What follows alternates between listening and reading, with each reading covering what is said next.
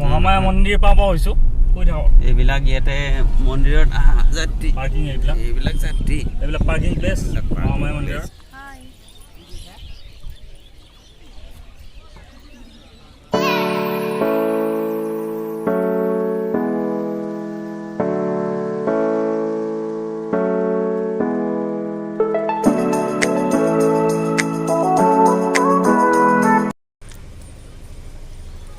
এয়া মহামায়া মন্দিৰ এইটো মেইন এণ্ট্ৰি গেট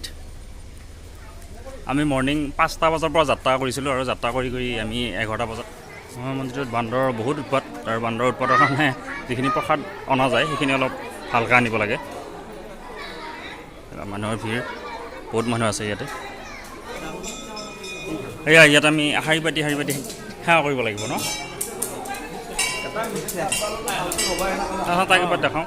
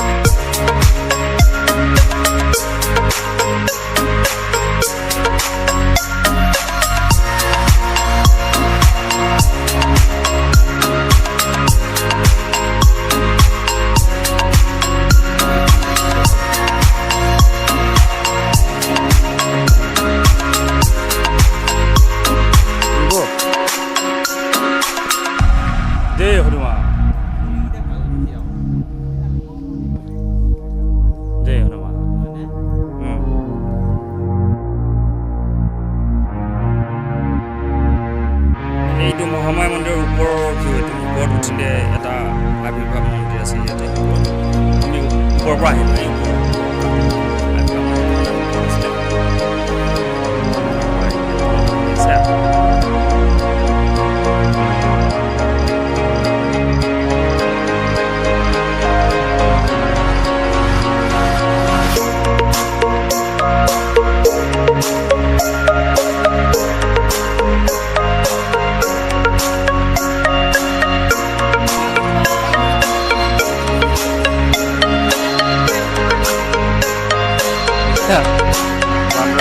হাতৰ পৰা আজিকালি ধুনীয়া বস্তু ধুনীয়া যায়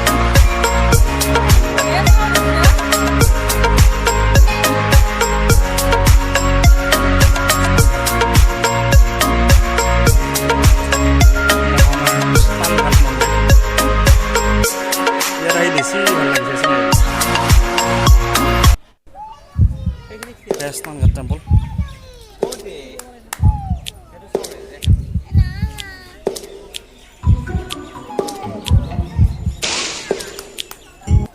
এই ওপৰত যিডাল গাছডাল দেখিছে এই গোটেই গাছডাল হাতেৰে বনোৱা মানে ইটা বালি চিমেণ্ট এইবিলাকৰ বনোৱা পাত চাত চব বনোৱা আছে গোটেইবিলাক